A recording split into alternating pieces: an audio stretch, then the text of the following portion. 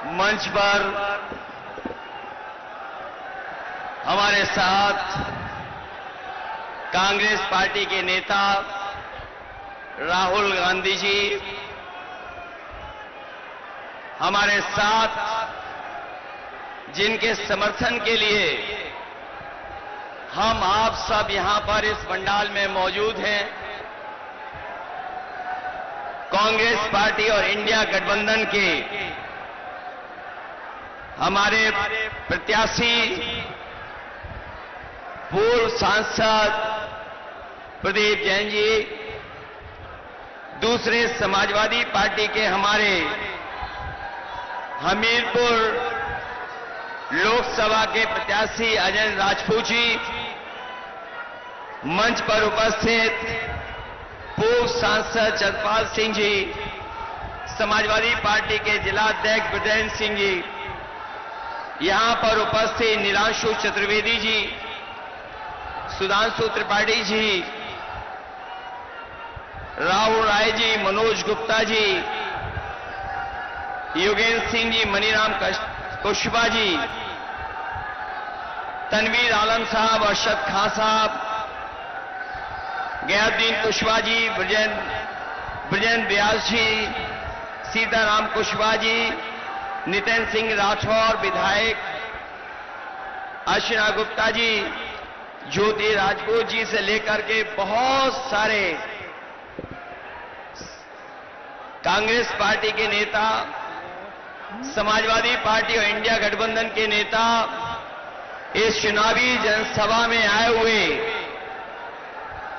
सभी हमारे आदरणीय बुजुर्ग किसान भाई, माताएं, बहनें, बड़ी संख्या में नौजवान साथी, पत्रकार बंधुओं, संबोधित कर मैं सबसे पहले जो हमारे इस मैदान में खड़े हैं, पंडाल में तो हमें लोग दिखाई दे रहे हैं, लेकिन मैं देख रहा हूं पंडाल के बाहर भी बड़ी संख्या में हमें लोग दिखाई दे रहे हैं। और ये झांसी लोकसभा, ये जो जन समर्थन, ये पंडाल के अंदर जन समर्थन, पंडाल के बाहर का जन समर्थन, वो जो बाउंड्री पर बैठे हुए लोग हैं जो दिखाई भी नहीं दे रहे हैं, दूर तक लोग दिखाई दे रहे हैं, ये समर्थन बता रहा है, आपका ये सहयोग बता रहा है कि इस बार कांग्रेस पार्टी के प्रत्याशी प्रदीप जैन जी ऐतिहासिक वोटों से जीत करके जा रहे हैं। न केवल जीत करके जा रहे हैं, समाजवादियों का भी पूरा सहयोग और समर्थन है, ये रिकॉर्ड मतों से जिताने के जा रहे हैं। 4 चरणों का चुनाव हो चुका है और जो साथी जानकार होंगे वो जानते होंगे कि भाजपा अब नीचे जाती जा रही है और भाजपा का ग्राफ गिरता जा रहा है। ये 4 चरणों की जीत और इस बार झांसी के लोग भारतीय जनता पार्टी की विदाई की झांकी की तैयारी कर रहे हैं। जो लोग किसानों की आय दोगुनी की बात कर रहे थे, हमारे झांसी के किसान नौजवान जानते होंगे, इनके 10 साल की सरकार में किसानों की लूट हुई और किसानों के खेतों का पैसा भारतीय जनता पार्टी की जेबों में पहुंच गया। जो विकास, जो खुशहाली हमारे किसान की होनी चाहिए थी, इस भारतीय जनता पार्टी की सरकार में हमारा किसान संकट में चला गया। जिन्होंने कहा कि आय दोगुनी होगी। हमारे किसान भाइयों बताओ, किसी की आय दोगुनी हो गई हो तो बताइए। और ना आय दोगुनी हुई, महंगाई बढ़ा करके लागत बढ़ गई, डीजल महंगा हो गया, सिंचाई का इंतजाम नहीं किया, पानी का इंतजाम नहीं हुआ, बिजली महंगी हो गई और फसल के खरीदने के लिए कोई इंतजाम नहीं किया। हमारे किसानों की लूट हो गई। और जब किसान ने अपनी खाद खरीदी, एक किसान जानता होगा, जब खाद की बोरी लेकर के आया तो खाद की बोरी से भी चोरी हो गई। और बोरी से जो चोरी हुई, पहले 5 किलो चोरी की, फिर 5 किलो चोरी कर ली। और जब डीएपी किसान हमारा खरीदने गया तो किसान को डीएपी के साथ साथ नैनो यूरिया भी खरीदनी पड़ गई। जिस तरह से उद्योगपति भारत छोड़ के चले गए, उसी तरीके से नैनो यूरिया बनाने वाले भी भारत छोड़ के चले गए। बताओ किसान भाइयों, आपके लिए जो सरकार को सुविधा देनी चाहिए थी, सुविधा तो दी नहीं, लेकिन काले कानून लेकर के आई थी सरकार। काले कानून जो आए, उससे हमारे किसानों की जमीन छिन जाती, उनकी पैदावार को छीन लेते। ये हमारे किसानों ने आंदोलन किया, किसान खड़ा रहा, आंदोलन करता रहा और दिल्ली से तब हटा जब सरकार ने काले कानून वापस ले लिए।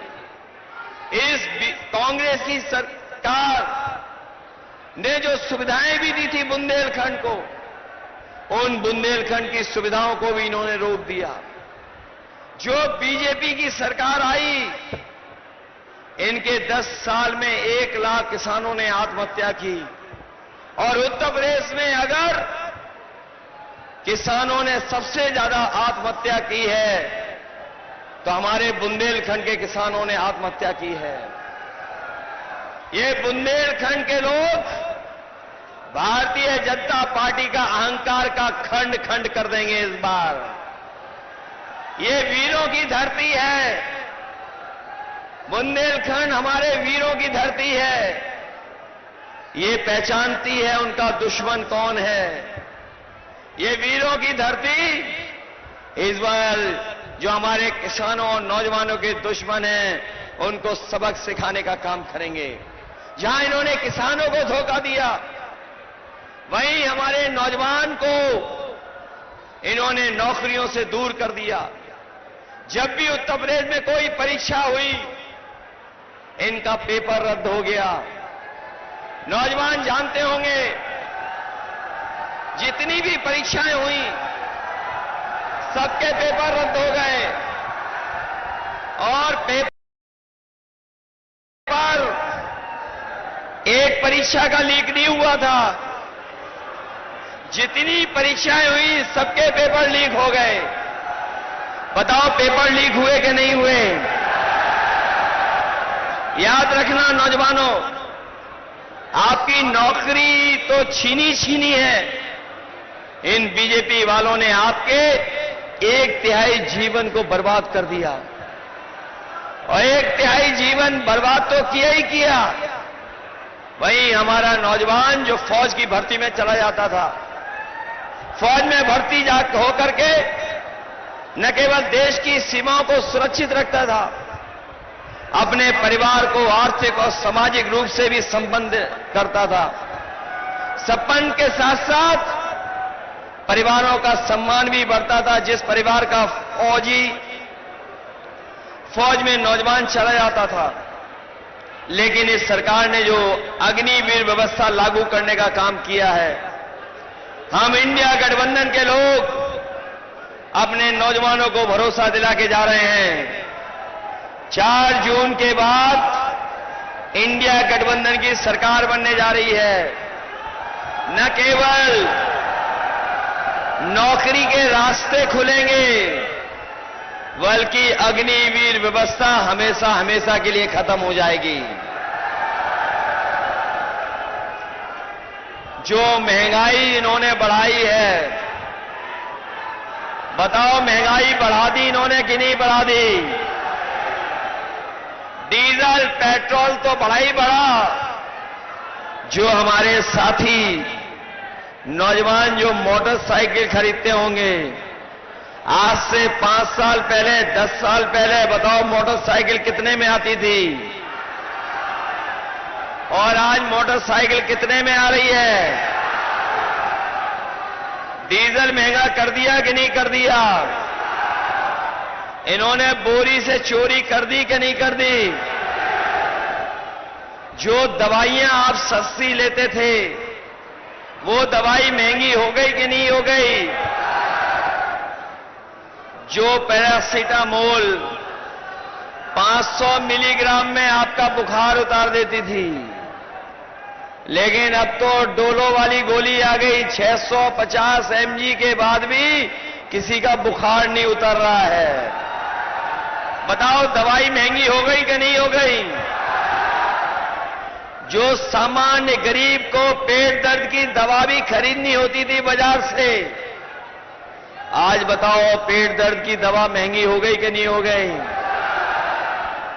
और वैक्सीन वाली बात तो आपने सुन ली होगी।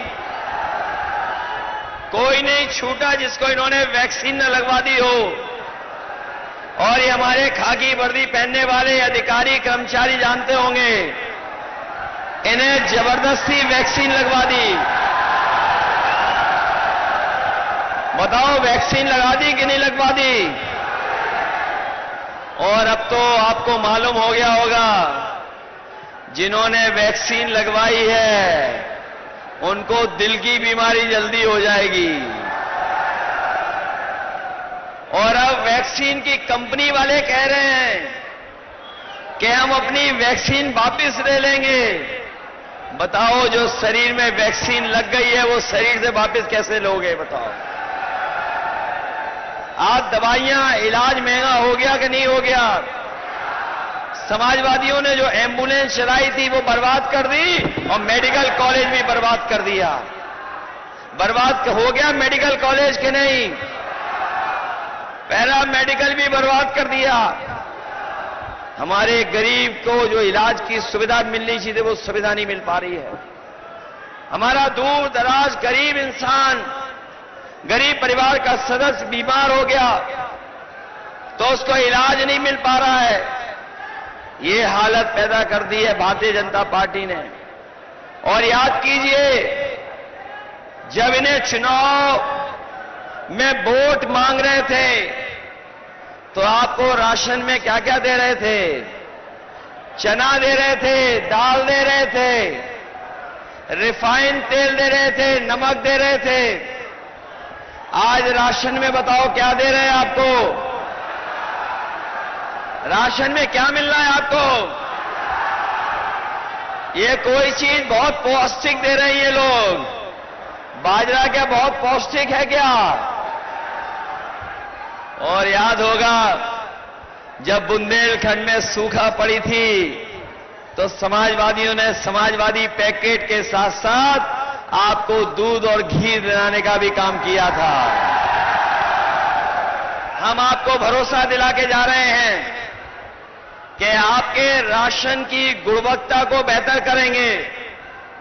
और जिस तरीके से आजकल संपन्न लोग बाजार से पैकेट का आटा खरीदते हैं, पैकेट के आटे की गुणवत्ता भी अच्छी है और वो पौष्टिक भी है, तो हम अपने गरीबों को भरोसा दिला के जा रहे हैं, आने वाले समय में जब सरकार बनेगी तो न केवल आपको राशन की मात्रा बढ़ाएंगे, गुणवत्ता बढ़ाएंगे, बल्कि अपने गरीबों को पौष्टिक आटा के साथ साथ डाटा भी फ्री दिलाने का काम होगा। बताओ, पहले जब इन्हें मोबाइल हाथ में पकड़ाना था तो डाटा फ्री था। आज डाटा के भी पैसे लग रहे हैं कि नहीं लग रहे हैं? याद कीजिए, समाजवादियों ने इतना बड़ा लैपटॉप दिया था, उसमें फोटो थी नेताजी और हम लोगों की, उसकी नकल कर ली इन्होंने।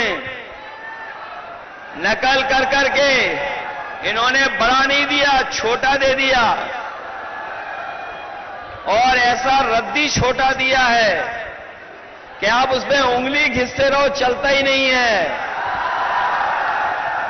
और जब कोरोना आया था, बीमारी आई थी, तो संपन्न लोगों के परिवार के बच्चे तो पढ़ लिख लिए थे, ऑनलाइन पढ़ाई, लेकिन हमारे गरीब के बच्चे नहीं पढ़ पाए। इसीलिए हम कह रहे हैं, गरीबों के स्वास्थ्य को बेहतर करने के लिए जहां अस्पताल में इलाज फ्री होगा, वहीं गुणवत्ता पौष्टिक आटा के साथ साथ राशन और डाटा फ्री दिलाने का काम हम लोग करेंगे आपको।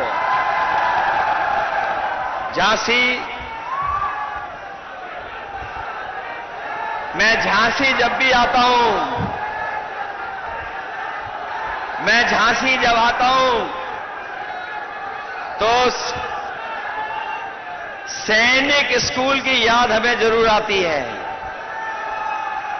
और हमारे बहुत सारे साथी ये बात नहीं जानते होंगे, मुझे याद है वो समय जिस समय कांग्रेस पार्टी की दिल्ली में सरकार थी और राहुल जी जो मंच पर बैठे हैं, इन्होंने अपनी अमेठी के लिए सैन्य स्कूल मांगा था। उस समय समाजवादी सरकार थी। मैंने उस समय कांग्रेस पार्टी के नेताओं से कहा कि आप अगर सैनिक स्कूल मांग रहे हैं तो उत्तर प्रदेश में एक सैनिक स्कूल से काम नहीं चलेगा, आपको और सैनिक स्कूल देने पड़ेंगे। मुझे याद है, समाजवादियों की मांग पर उत्तर प्रदेश को उस समय की कांग्रेस पार्टी की सरकार ने एक नहीं 3 सैनिक स्कूल दिए थे। और 3 सैनिक स्कूल जो एक अमेठी में बन गया और दूसरा अगर कहीं बना था तो आपके झांसी में समाजवादियों ने बनवाने का काम किया था। और यही नहीं, मंडी से लेकर के और सुविधाएं कैसे दी जाएं, किसानों को उन सुविधाओं को भी देने का काम हुआ था। किसानों को अगर फसल नष्ट हो रही थी तो मुआवजा देने का काम भी ज्यादा उस समय समाजवादियों की सरकार में हुआ था। मुआवजा भी दे रहे थे और सुविधाएं भी दे रहे थे। आज बताओ, बीजेपी की सरकार में लूट हो रही है कि नहीं हो रही है? इनकी हर बात झूठी निकली कि नहीं निकली? इनका हर वादा झूठा निकला कि नहीं निकला?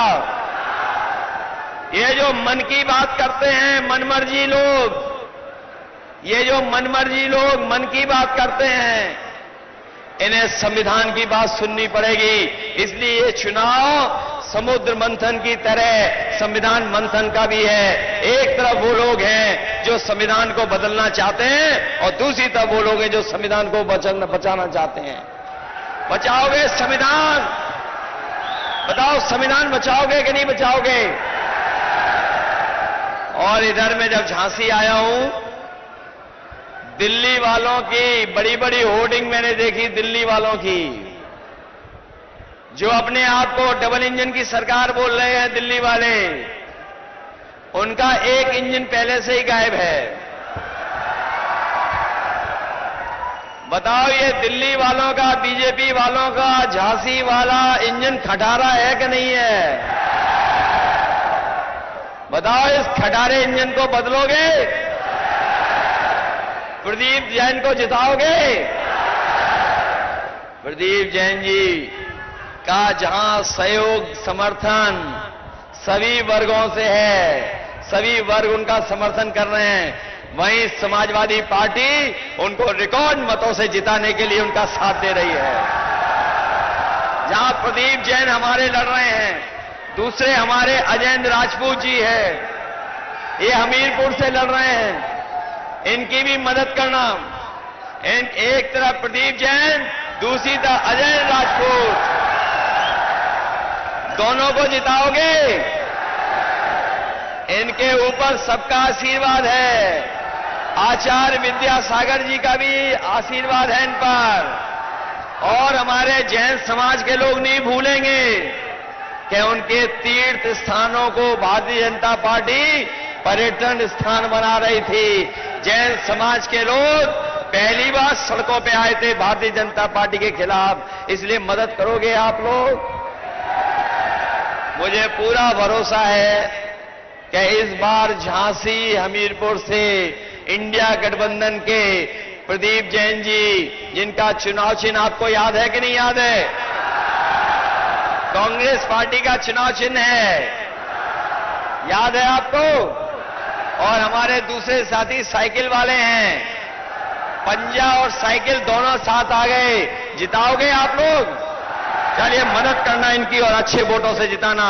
मैं वो बात नहीं कहना चाहता हूं कि डिफेंस कॉरिडोर के नाम पर आपको धोखा दिया इन्होंने। जहां ये लोग कह रहे थे बम बनाएंगे, मिसाइल बनाएंगे, टैंक बनाएंगे, बताओ इन्होंने सुतली वाला बम भी बनाया हो तो बता दो आप।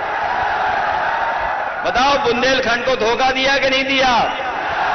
बुंदेलखंड के किसानों के खेतों के पैसे को भारतीय जनता पार्टी ने अपनी जेब में रख लिया। इसलिए इनको सबक सिखाना, मदद करना, यही आपसे मैं निवेदन करना है। बहुत बहुत बधाई आपको।